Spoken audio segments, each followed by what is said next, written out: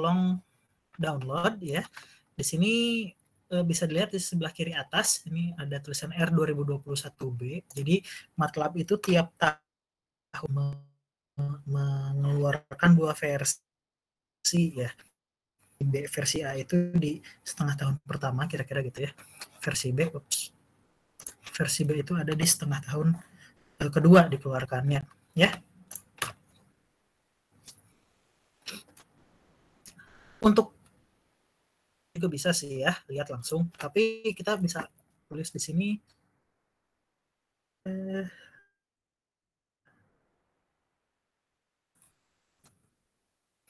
kita bisa tulis di sini version ya. Jadi ini adalah bentuk-bentuk bentuk ini ya. Di tengah ini ada command window. Command window ini tempat kita nulis gitu ya. Ngodingnya di sini. Kemudian di sini ada current folder. Current folder ini isi dari directory yang kita pilih. Di sini kalau saya pilihnya directory ini misal ya. Jadi dia akan memperlihatkan semua file yang ada, bukan cuma yang berhubungan sama MATLAB aja. Yang sebelah kanan ini workspace. Workspace ini isinya nanti variabel-variabel yang kita tentukan ya. Kalau mau tahu MATLAB versi berapa, bisa juga di command window kita tulis version, nanti keluar ya ini versinya ini ya, kemudian ada update ke berapa gitu.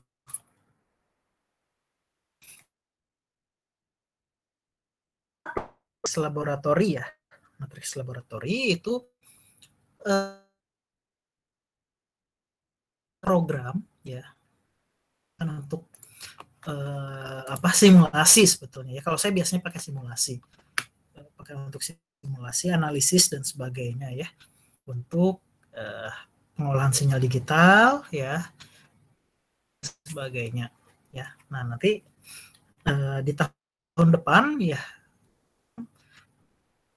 mata kuliah pengolahan sinyal atau kami berdua yang ngajar itu kita menggunakan lagi PSDL ini ya, MATLAB. Jadi jangan dulu dilupakan gitu. Buat ngoding itu jangan dilupakan. Ya, jadi saya perkenalkan dari sekarang. Oke. Nah, matriks laboratori artinya dia bisa akan melakukan komputasi dasarnya matriks ya. Gitu.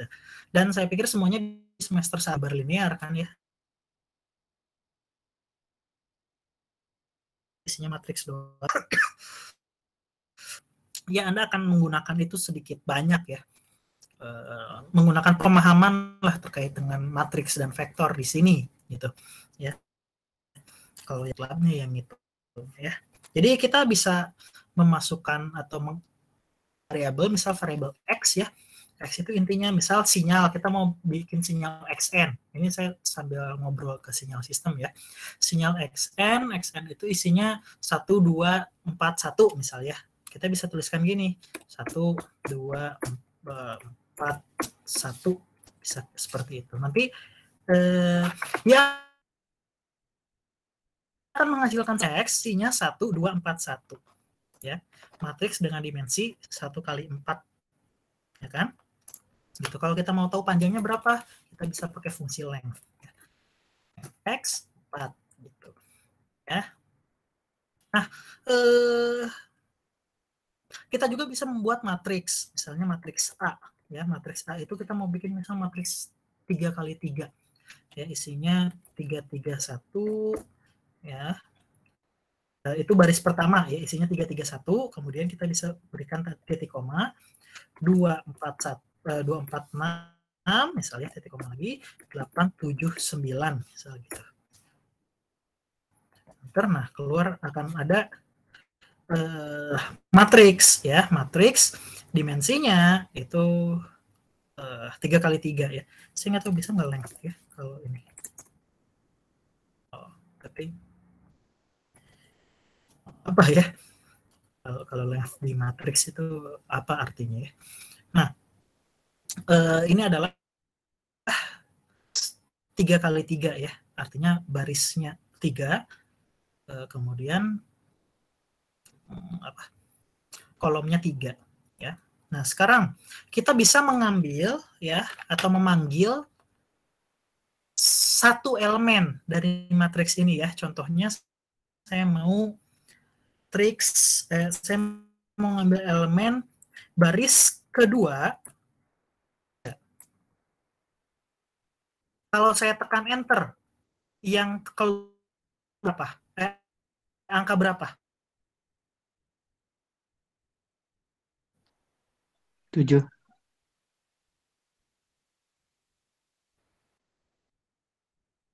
7 apa tadi?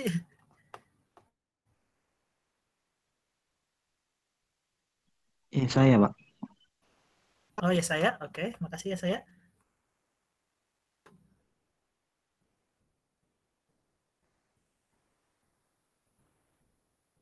Diam semua berarti sepakat lah ya. Coba kita coba enter, keluarnya 6 ya. 2,3 artinya baris kedua kolom ketiga. Baris itu kan ini ya. Yang ini satu baris kedua, baris ketiga. Ya, jadi baris kedua kolom ketiga, kalau kolom itu ke bawah ya. Berarti yang ini kolom ketiga, yang ini ya. Jadi A 2,3 itu adalah 6 ya. Kalau misalnya saya cari A 1,2, keluarnya apa? 3, Pak. 3, Pak. 3 ya, gitu. Baris pertama, kemudian kolom kedua ya. Nah, kita juga bisa memanggil kalau sinyal biasa ya, vektor biasa.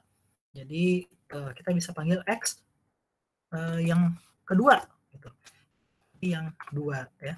Ini nah, kalau di MATLAB ya kita mulai indeks, ada aja kan yang mulai indeks dari 0 ya.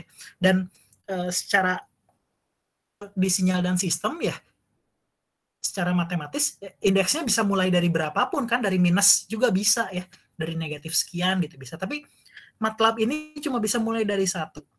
Kalau saya tulis X0 gitu, dia nggak bisa ya. Apalagi X minus 1 gitu, dia harus dari X1 ya. Ini harus ingat terus ya, penting sekali bikin. Dan kita juga nggak bisa, ini kan X-nya cuma 4 sampel ya, kita nggak bisa ngambil X5 gitu. Oke. Nah, ini terkait dengan apa yang harus dilakukan dengan command window. Dan kalau misalnya kita ngambil kayak gitu ya, masuk ke variabel ans ya. Ini. Nah, tapi saya tidak menyarankan pakai ans ini karena nanti kalau misalnya kayak gitu ya, misalnya ans tambah 2 gitu. Ini nanti akan berubah terus ya, jadi 3. Nanti kita masukkan sama nambah jadi 5. Jadi file ans itu akan secara otomatis berubah terus ya. Gitu, makanya lebih baik tidak digunakan.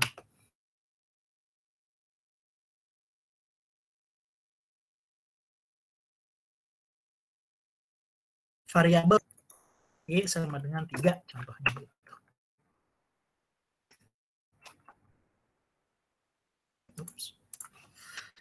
Nah ini kan kelihatan udah gunakan untuk mengclearkan command window-nya ya. Kalau misalnya workspace nih, kita mau kita habiskan, kita bisa pakai clear. Ya. Gitu. Oke. Nah,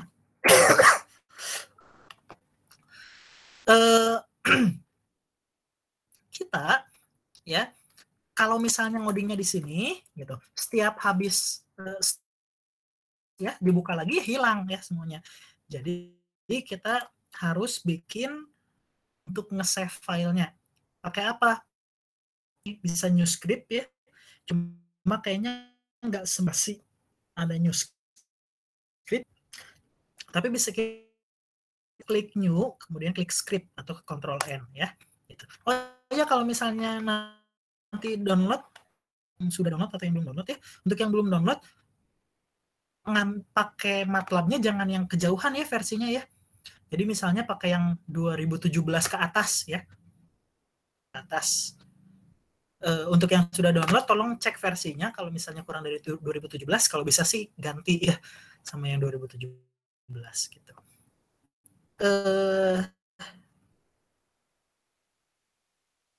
ya. Script ini kalau misalnya kita bisa nge-save di sini ya. Jadi kalau sudah di-save nanti bisa dipanggil kembali. Contohnya gini. Ini PSD. Pindah. Oke. Nah, misalnya di sini saya punya demo 1.m. Jadi kalau MATLAB nge-save apapun itu dalam .m ya. Untuk nge-save file script gitu. Kita buka, nah keluar ini demo ya. Kalau di sini kita bisa running.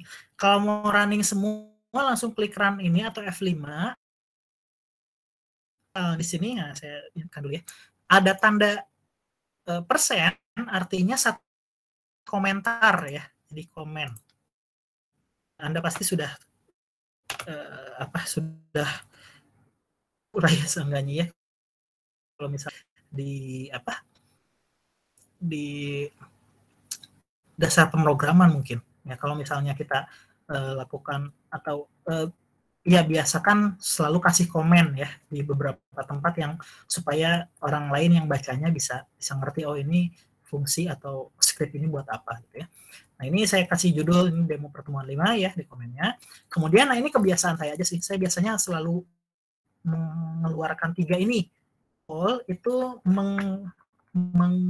menutup window lain gitu ya, menutup window lain. Contohnya misal saya punya beberapa window gitu ya yang sebetulnya nggak kepake gitu, jadi punya banyak nih windownya tuh ya gitu.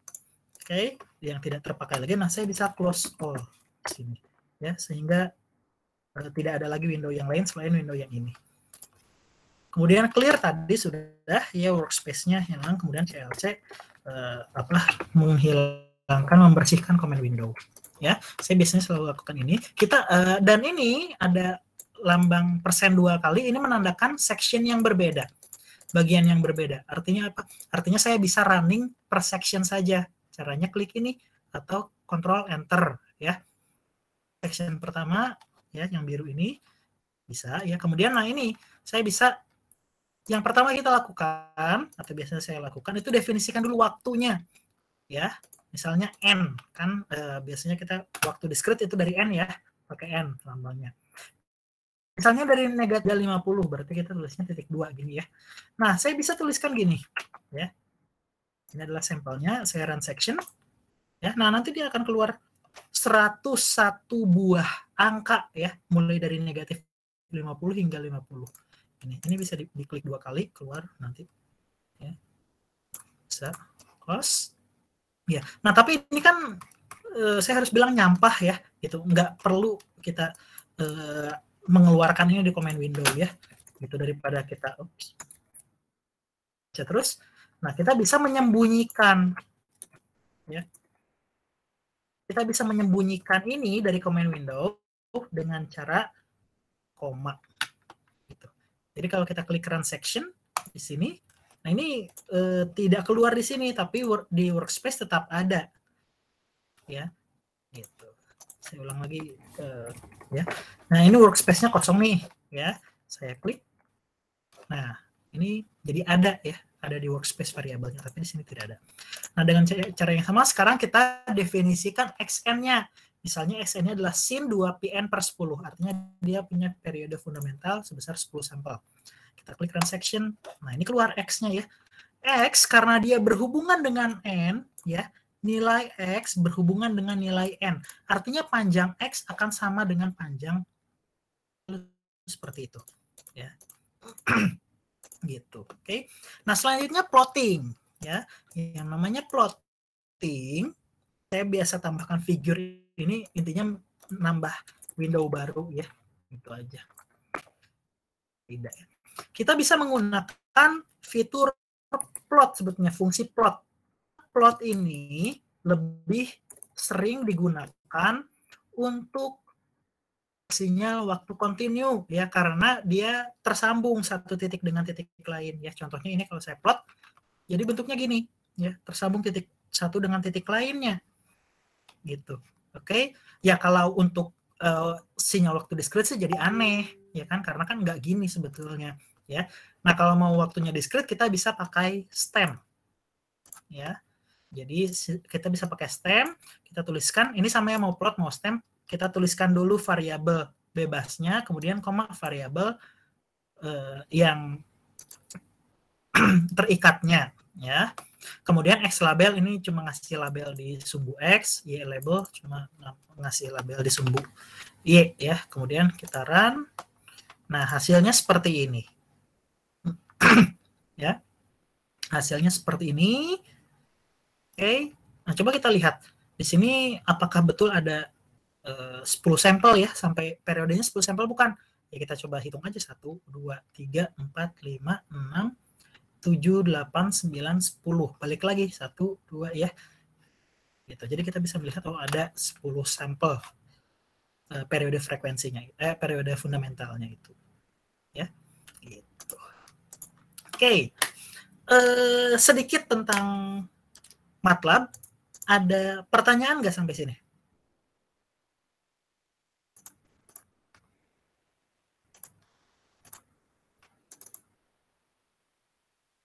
Oke. Nah, ini saya ingin memperlihatkan sebuah proses Poisson ya, gitu. Di sini saya sebelum ke sana ya, saya sebetulnya bikin 3 fungsi dulu ya. Tadi saya ceritakan ya, kalau misalnya dalam membuat proses Poisson ini ya, yang pertama kali saya bikin itu adalah sebetulnya fungsi pertama kali kita cari itu timnya ya, atau waktu antar kedatangan. Nah, waktu antar kedatangan itu nama ininya nama peubah acaknya itu eksponensial ya, peubah acak eksponensial. Jadi saya bikin ini eksponensial RV, random variable maksudnya. Ya, nah cara nyarinya ini ya. Bingung-bingung ya, pokoknya cara nyarinya ini ya, inputnya itu lambda sama suatu panjangnya berapa gitu ya. Kemudian ya saya mencari ini seperti waktu kedatangan ya. Waktu kedatangan itu inputnya adalah lambdanya berapa ya, jadi lajunya berapa sama waktunya gitu. Nah, ini intinya dia akan memanggil si waktu antar kedatangan ya. Intinya si S ini dia akan melakukan penjumlahan kumulatif ya dari ini, dari dari waktu antar kedatangan yang ada gitu ya. Setelah dapat waktu kedatangan si S ini ya, saya bisa cari N ya, proses Poissonnya gitu. Jadi si proses ini, fungsi ini ya, dia itu selalu mengcounting ya. Dia itu selalu melihat di waktu sekian, misal di S sekian, dia muncul, dia ada tambah gitu ya.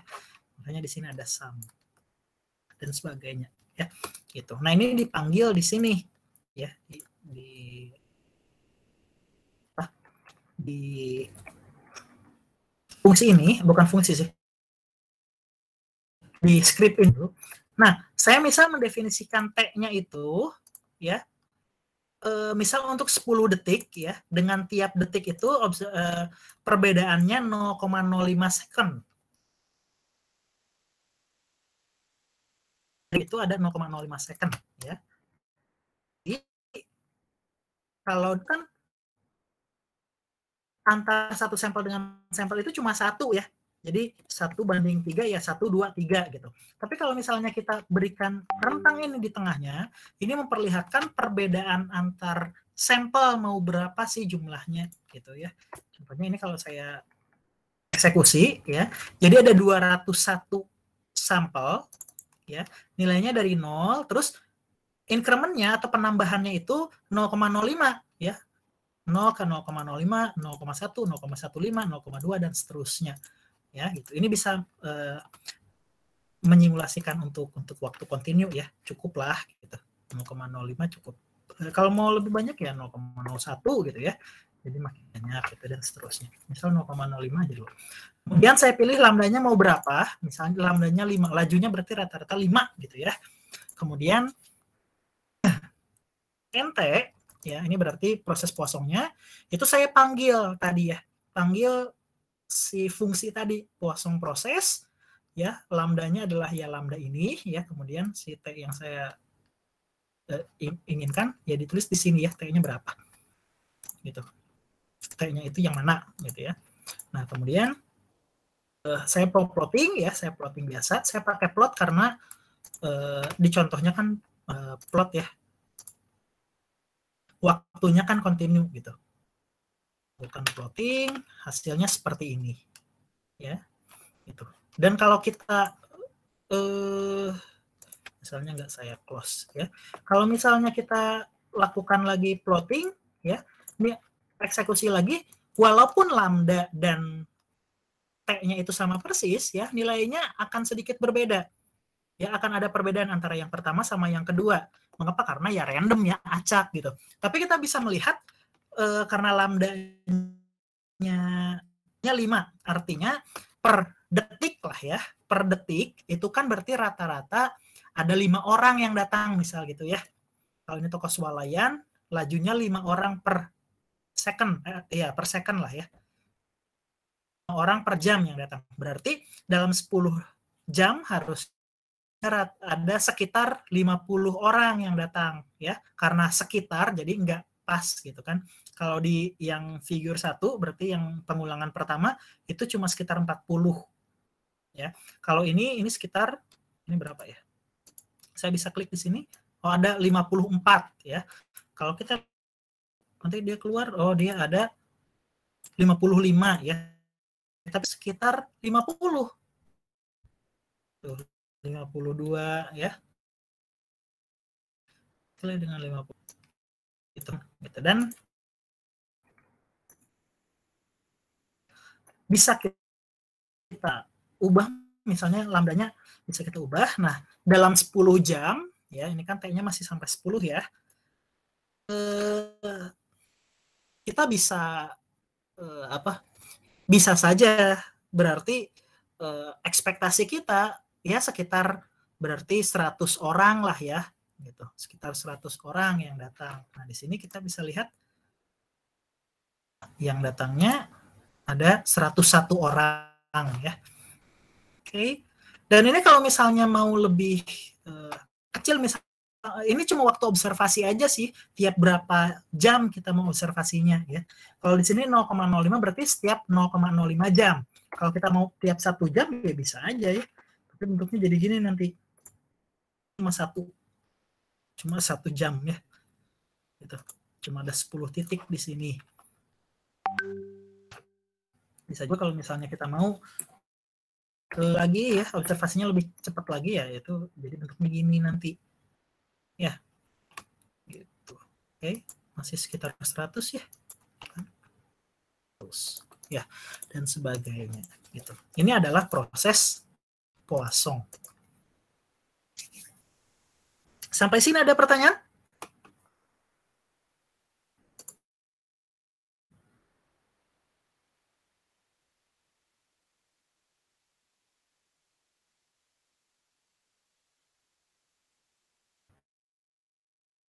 Oke.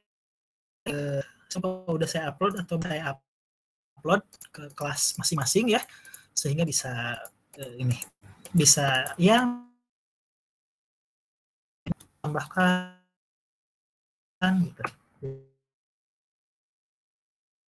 20 ya jadi seperti dan oke, harus saya sampaikan ya, cuma bisa mainin di dem ya. Keempat file ini harus ada di tempat yang sama lah gitu ya kasarnya ya, direct gitu. Oke.